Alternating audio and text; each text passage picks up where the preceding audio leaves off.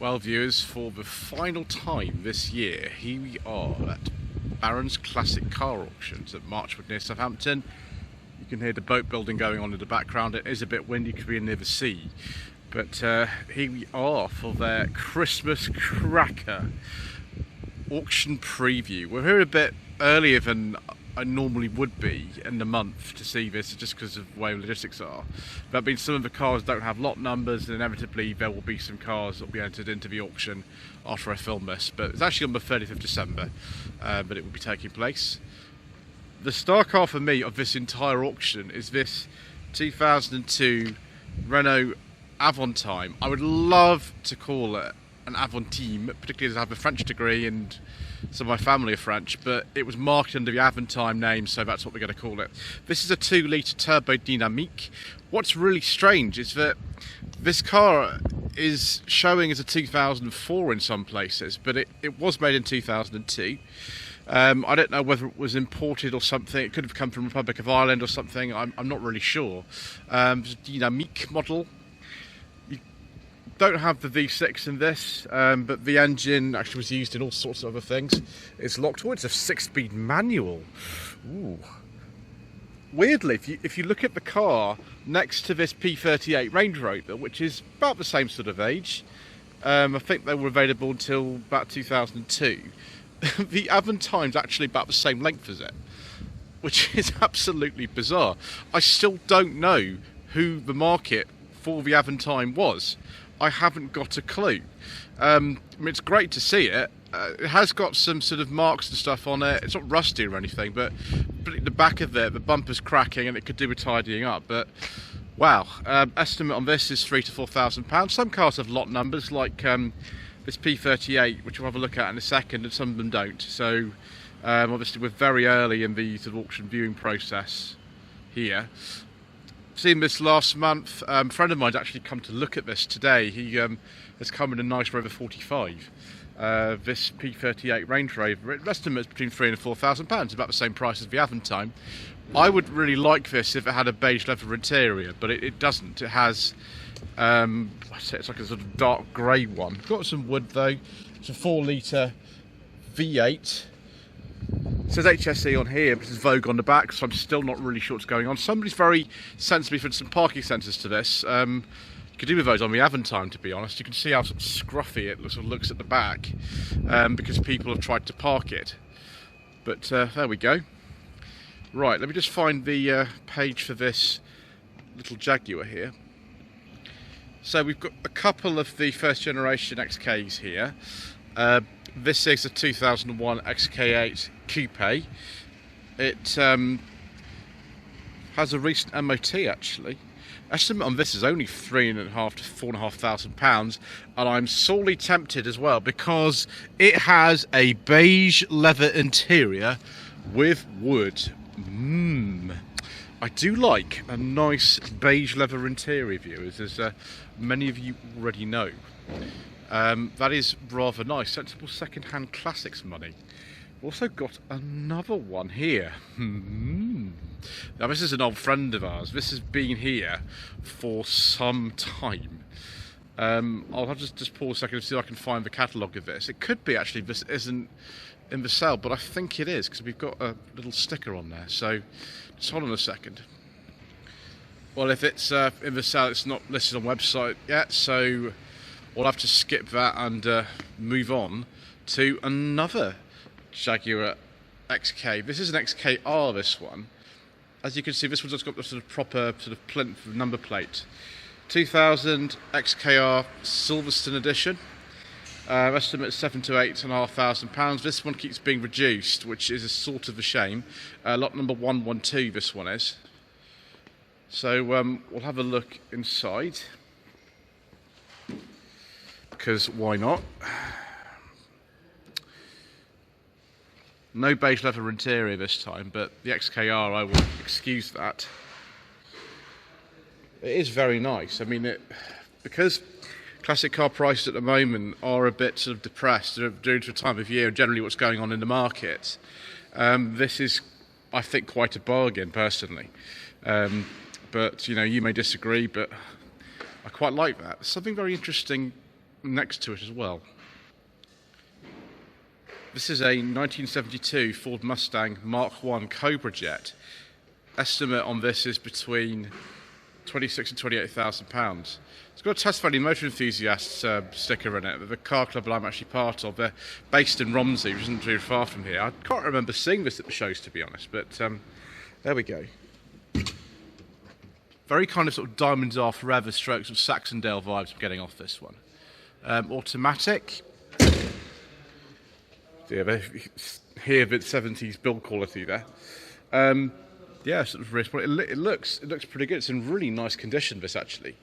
I don't know much about American cars personally, really at all. So whether that's a good deal or not, I'm not really at liberty to say. But I mean, wow. Live out your kind of Sean Connery fantasies and that, and doing that to amazing stunt with the continuity error in Diamonds Are Forever. 1966 Triumph TR4 with independent rear suspension. This has been reduced as well. Coventry plates. I've seen this a few times at the auction before. As I think I've said before, you get I think it's 2 free re-entries at this auction, which is very kind of them if you don't sell the car the first time. So yes, we saw one of these actually yesterday at the car show at Hive, which is very close to here, actually about 10 minutes from here. Looks very nice. It's not perfect or anything like that. Again, it's probably a good time for you to buy something like this, just because people aren't really looking for things for open top motoring. But that is very nice. Also very nice next to it is the thing that's right at the top of the list when you look at the Christmas Cracker auction, a 2009 Aston Martin DB9, £35,000 to £38,000. Oh, viewers, it's actually sort of deep purple colour. I'm not sure if it shows particularly on video, but it's like a deep purple colour.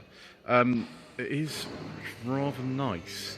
I prefer, dark green with a beige leather interior myself. But, this will do. So we have the Volvo sat up in here as well. Oops, someone's working on an SLK over there. That's what the noise is. I don't know, it's down so I can't tell you, but we've got the engine start and the gear shift buttons and electric seats and all sorts of things. It's very nice. I have driven a DB9 before. It was a Volante on a track. I didn't actually film it because I wasn't allowed to, but it was most agreeable, and so's it. It's very, very agreeable indeed. I quite like that, viewers, but I don't think I can afford it. So next we've got this 1979 Mercedes-Benz 450 SLC automatic. It's actually estimated way below what I'd expect its sort of sister car, the R107 SL, would be. Estimate on this is actually £9,000 to £11,000. Now, the SLs do rust quite badly. This one looks actually really, really good. It's an unusual colour combination. It's kind of sort of this gold colour with red interior. Why it's wearing an L-Reg, I don't know, if it's a 1779. I'll have a look at that in a second. There we go, frameless doors. Very, very typical 70s interior. Very kind of obviously designed for something like the American market, where they love these sort of red vinyl interiors back in the day. It looks pretty good, to be honest. Yeah, I don't understand why the SLCs are worth far less than the SLs these days. Possibly people just don't want the extra length of the car. I mean, it's got a couple of sort of rust bubbles and things like that on it, but it's really not that bad. Yeah, quite stylish for sort of money, isn't it? Then we've got something very, very different here. It's a 1967 Jaguar 420. Now the R is been added on. It would have said 420 originally. These 420s were based on the S-Type, which of course again was based on the Mark II. So the Jaguar Saloon lineage of the 60s is really complicated. This one's estimated between £6,000 and £8,000. We've got all kinds of modifications to this. You've got these bonnet louvers and things like that, and some racing seats. If I come around this side, notice the Daimler Dart moulds that are also available in the Yorkshire as well. I don't know quite why you'd want one of those, but there we go. Yeah, look at that, Corbo seats and 4-speed manual overdrive in here. Probably a Moss gearbox, I should think, in one of these. Yeah, that's pretty good. As you can see, we've got some more cars in here that aren't part of the sale. Otherwise, I'd be filming them. But maybe we're waiting to go into next month's sale, or add it to the catalogue later, or being picked up.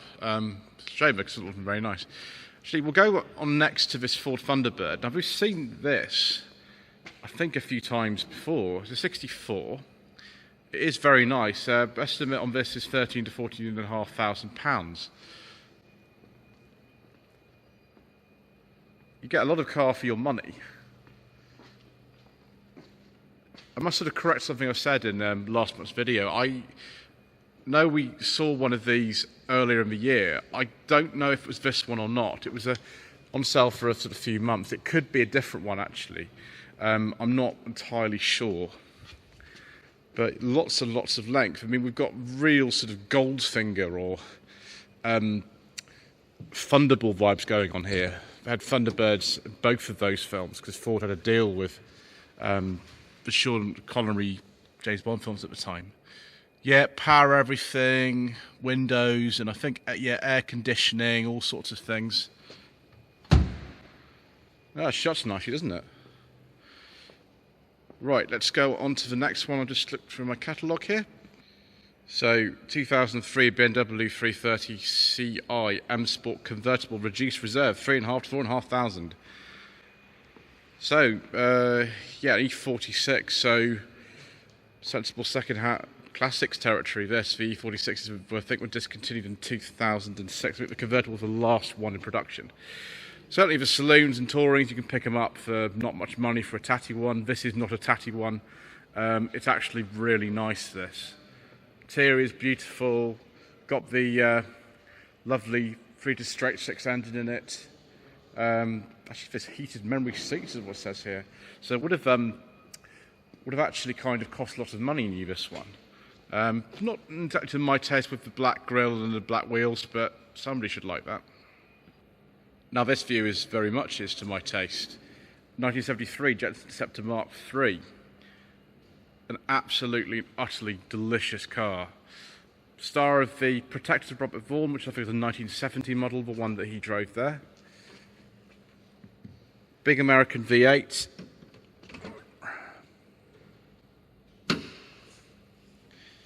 And then we've got some beige leather, or cream leather maybe. Actually, it's more cream, isn't it? It looks cream on camera. Yeah. Close that again. There we go, that's better. Estimate on this one. 32 to 40. Big glass hatch, hatchback really. You could get an Interceptor Coupe, some of the really late ones, but unfortunately we didn't make many of those before the company went under, which is a shame. One of the sort of great British coach building names we've actually lost, because they were a coach builder really foremost, and a car company after that. Ooh, someone actually left the bonnet open. Now I'll have to fiddle with that. I think maybe I won't do that. I think we'll leave that alone. So we've got this 76 MG Midget. I think this is a rubber bumper conversion or something. I think what someone's also done is converted this to an A-Series power unit as opposed to a Triumph one, which is weird. It's been converted to like Mark III spec, although this is a Mark IV. And the way I can tell is by the sort of dash and also the gear lever. That's got the Triumph gearbox in it rather than the old one with no synchronization on first. Estimate is £2,500 to £3,500. I drove one of these about 2 years ago. It was a Mark III from '68. Having an all-synchronized gearbox is definitely an advantage with these cars. And also, you just got to check if you're actually going to fit in it, because a lot of the taller, larger people would have problems getting in and out one of these. I certainly did. 1974, Rover 3,500. Estimate £6,000 to £8,000. Zircon blue. It's not cosmetically perfect. I can see a few little rust bubbles here and there, but actually, given the price of these normally, Yeah, this one sort of looks okay for the money. Seen it before, of course. We'll just take a look inside. Oh no, that's locked. Won't take a look inside then. But yeah, we've got some speakers in the back, cream leather. Rather nice actually. Some people would prefer a manual gearbox. I think that's fine as it is. Manuals are also good. And we've got something else next to it, which is this 1964 Land Rover. I think this is a 2A if it's 64. We'll just find the correct bit in the catalogue for this. Yep, there we go. Short wheelbase, 11 to 13,000 pounds. That doesn't seem like a lot of money for something like this. I mean, it's got just a surface rust just sort of there, but that's not really a problem, is it? Interior, good. All the sort of funny gear levers, and there's the ridiculous heater. Yeah, I mean, again, it's not my kind of thing. I have driven a Series 3 lightweight, which, you know, is similar to this in terms of the dash, and I think this is the 2.25 petrol as well. So, yeah, I mean, you either really like these or you don't. It's so simple in order to, you know, change bits over. Huge clutch and brake pedals in this. I think I've spotted, though, something which might be a little bit more to my taste. Yes, viewers, a 1988 Lancia Delta HF Turbo, 12 to 14,000 pounds, 77,000 miles on this one. We've got some sort of rally-inspired bits on this. It's an Integrale interior. Hopefully we can get in, and it's right-hand drive. Some of the later Deltas were not. This one is, which would make it a bit more useful for someone like me. Just be very careful opening this door. Look at all those gauges. It's ever so 80s, isn't it? Even the sort of later interior seems very 80s. What a fantastic car. It even smells fantastic. Momo Corsa steering wheel. Yeah, 12 to 14,000. That to me seems pretty good. I mean, but the Integrale is far more money. So yeah, maybe something of a bargain. Absolutely and utterly massive 1964 Ford Falcon Sprint 260 convertible. Little bit sort of tatty in places, as you can see. Your auction catalogue sort of describes it quite accurately, as they tend to. It's been imported from Poland recently. It's got some new plates on it. It's got the V8 engine. I mean, yeah, I mean, it's very much sort of individual taste, isn't it, to that sort of thing. And then we can go and have a look at something else that's of a similar era. This 1966 Ford Mustang, estimate 20 to 23,000 pounds. This is a little bit sort of more up together than the Falcon is. And look at the interior. I even opening the door, isn't that brilliant? Yeah, that's really nice. A nice clean inside here recently. Paint's not sort of absolute 100% perfect, but it's very good. Wow. Yes, if you want to buy a sort of classic American Ford, and it looks like the Christmas Cracker auction might be the place for you to do it. 1996 Porsche 911 Targa Tiptronic S. We've seen this many times before, viewers, and I'm pleased to say that actually this now has a rear wiper fitted, which makes me feel considerably better than I did before.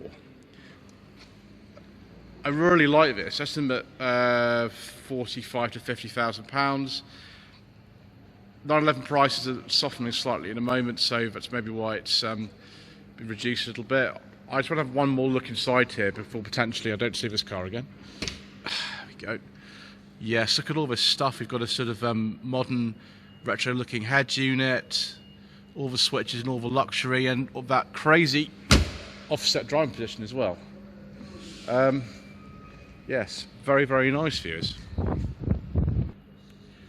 1972 Reliant Scimitar GTE SE5A. Now, I'm not allowed to say what you want me to say, viewers. That connection on this channel is banned. Let's take a look inside. I think this is the manual one. There we go. Ooh, someone's put a 5-speed in here. Normally it'd be a 4-speed. Oh, it smells absolutely brilliant. It smells of the 70s. And oh yes, you've got the Austin Land Crab interior door handle as well. Marvellous. That's sort of practical car to sort of take around to shows and things like that. Excellent. So this is an older scimitar. That SE5A was 9 to 11. This one, this 64 SE4, was 15 to 18,000 pounds. So we've got the Essex V6 of this one as well. Let's take a look inside. Oh gosh. Maybe we won't, maybe that's not working very well. We'll just put that back, shall we? Take a look through the sunroof. An almost identical one of these appears in an episode of The Avengers that was filmed in 1967 called You've Just Been Murdered. So like AR F956D, which was a Reliant scimitar press car. Exactly the same colour, same year as that one, also a 66. Basto roof on this one. That is absolutely and utterly superb. I really like it. I'm not sure about the red wheels. I think I'd have to have different ones if that was my car, but very nice nonetheless. Another old friend here, 1954 Morris Minor Traveller, reduced to between £7,500 and £8,500 guide price, reduced reserve I should say. So this has the 1100cc engine in it. It's also got a nice sort of, not cream, what is it? It's sort of biscuit leather interior in this one, I think. And someone's actually fitted a brake servo to this, which will make it a lot less scary to drive. See, these old Minors with all-round drum brakes are pretty scary. I know, I've driven one. And this being a 54, this will actually have smaller brakes than the later ones as well. That's it's rather nice. Later Traveller here again with the 1100cc engine. This is a 1970. It's not one of the very last, because if it was one of the very last, the ignition key would actually be on the steering column. This is in the middle. That's a really, really nice job someone who's restored this has done. That looks absolutely great. Ooh, makes a good sound as well, closing the door. I think this is one I prefer the other one, just simply because it's got a nicer colour scheme, but just personal preference really. Yeah, superb. Now this is something of a rarity. 1958 Mercedes 220S Ponton. I think this has been imported from South Africa for what I could... Oh, sorry, Australia. Got to get it right, viewers, otherwise I'll get comments. Let's take a look inside. This is one they made before the Fintail Mercedes. Is that a beige leather interior, viewers, or is it vinyl? I don't know. We've got lots and lots and lots of wood, like more wood than you could ever possibly imagine. Like a simple slab of timber on this dash. It's fantastic. You just don't see these really. Gosh, that smells good as well. The paint's quite sort of cracked and things like that. You can just about see. It might need a respray, or you could just use it like that. It's not rusting or anything. Just take a look again at the information here. Older restoration. And we've got all kinds of little sort of badges and things on here.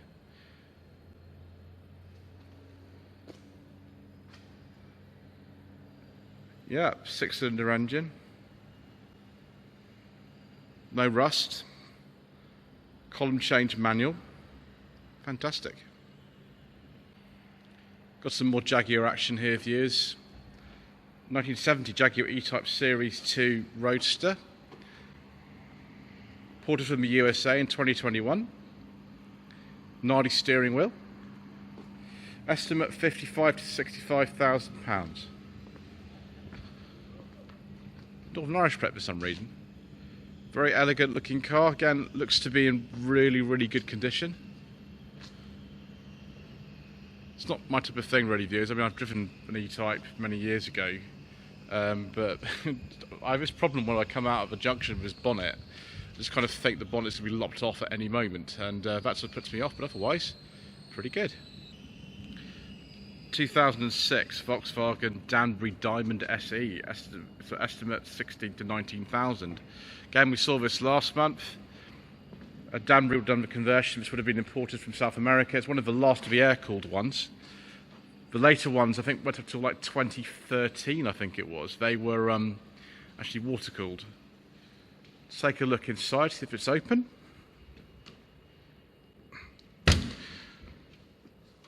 Gosh, those old Volkswagen door handles always a bit awkward, weren't they? Yeah, you can see it's a more modern thing than some of the other ones. We've got miles per hour conversion in here. It's all been done properly. Danbury logo on there. Yeah. Does that mean, though, that this is sort of like a cheaper option to one of the sort of 70s bay windows? I don't know, viewers. Let me know in the comment section below.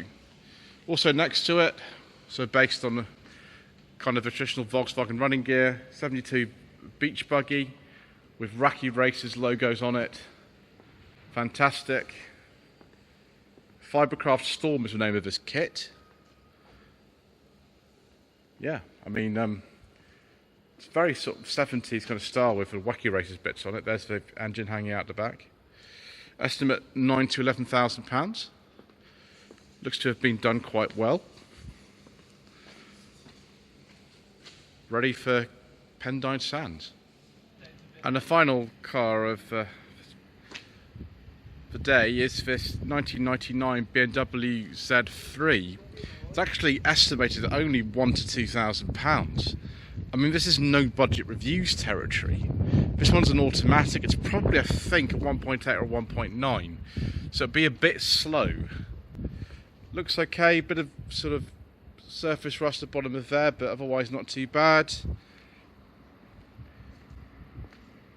Yeah, I mean, what can you sort of really say? You don't normally see Z3s at this sort of prices, but you know, market we're in, also the time of year possibly.